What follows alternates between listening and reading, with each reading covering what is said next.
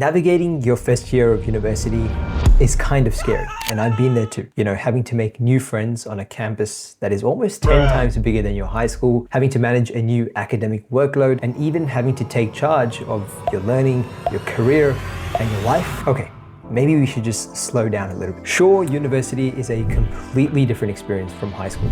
No one's taking your attendance, checking if you did the work, and you're not even expected to attend every single day. But university is also likely where you will discover your deep passions and interests in life, some of your closest friends, your future professional network, and maybe even the love of your life. You have the freedom to explore, take a few risks, and do things your own way, which on one end is absolutely amazing, but on the other, it can be quite overwhelming. And so we're going to be looking at understanding university course structures and language, the power of societies for both your personal and professional life, and handling the terrifying amount of freedom you get as a university student. By the end of this video, you'll have everything you need to walk into your very first university class like this. Damn. Here we go again.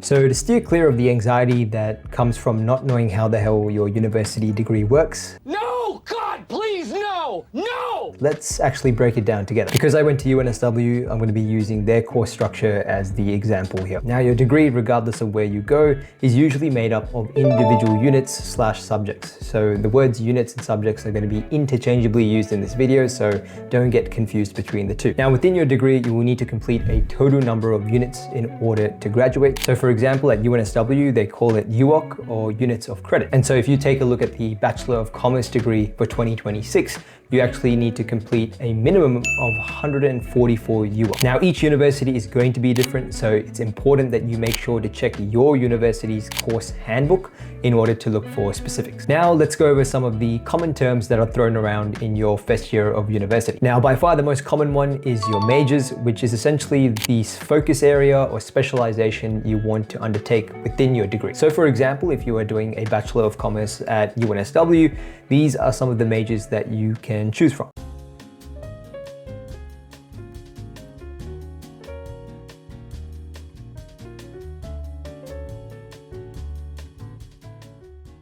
And within each major, you'll find the specific subjects that you will need to take in order to complete that major. Now, a minor, on the other hand, is just less units than a major and is not actually compulsory at all. And so the workload here is going to be significantly less. Now, next you have free electives, which essentially are subjects that you can pick from outside your core discipline or degree. Universities usually offer these to help students complete the total number of units they need in order to graduate. But it also gives you an opportunity to explore some of the other disciplines and subjects that are not specifically within your faculty. And lastly, you have my favorite Gen Ed or general education courses. And these are usually courses that are taken towards the end of your year when you're trying to boost your WAM or weighted average mark. Usually these courses are a lot easier compared to the ones that are offered for your specific degree. Now, I know that was probably a lot to take in, so it is imperative that you go to your university's course handbook and look at the actual structure of your degree at that specific university.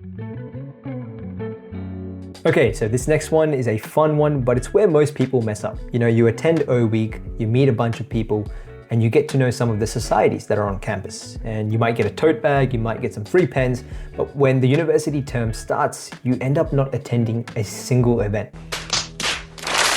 Now, the whole point of societies is to actually improve your university experience by doing a few things, like helping you meet new people, building out your professional network, and even potentially gaining some experience. But if you're banking on meeting new people in your lectures or your tutorials, I can tell you that is probably not going to be happening at all. This is because you're not going to be in the same classroom with the same 25 people every single day. I mean, you don't even actually need to attend university every single day. The best place to meet people and build those long-term relationships is hands down societies, especially if you join societies that are directly related to your degree or faculty. The great thing about joining societies, especially those that are directly related to your degree, is that you inevitably get surrounded by people who are studying the same exact subjects, who are probably stressing about the same assignments. And so it gives you a great opportunity to build those long-lasting relationships and even start forming some study groups. Now, the bonus part about societies is the amount of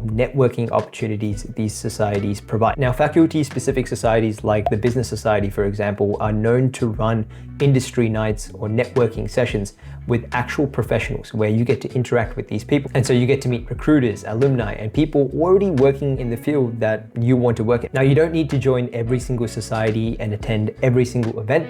You should just find a few that align with your degree and that you're genuinely interested in. I think doing so will 100% amplify your university experience and give you something genuinely memorable to look back on. Now, the last thing I want to touch on is managing the amount of freedom you get as a university student. So in high school, you have a very structured program on a week-by-week basis.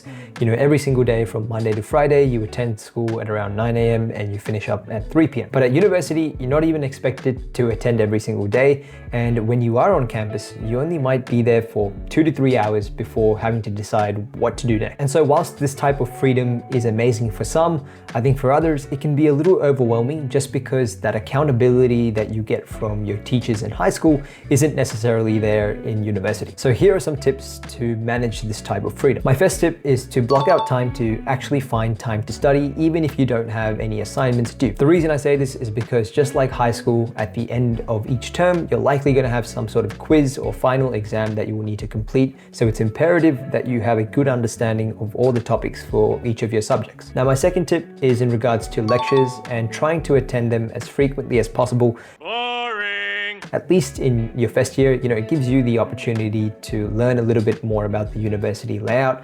You got to remember that universities are quite big, and so the more time you spend on the university campus, the better you will get at getting around. But of course, attending your lectures means that you stay on top of your work as well. Now, something else to keep in mind is finding a good balance between your work life and your university life. And for most students, finding this balance is surprisingly easy. Are you serious? Given that you can actually design your own class schedules to meet your specific needs. So for example, if you're more of a morning person, you can actually stack all your classes early and have your afternoons free for leisure activity or work purposes. So I highly recommend using this flexibility around your schedules to your advantage. So when starting out university, everyone's going to be likely in the same boat, a little nervous and figuring things out as they go along. But if you try in your very first year to understand how your degree actually works, join at least one society and actually go to the events and use your freedom wisely, then there's a great chance that your first year of university will be one of the best experiences you will have. But other than that, I hope you enjoyed today's video helping you navigate your first year of university, and I look forward to seeing you in the next one.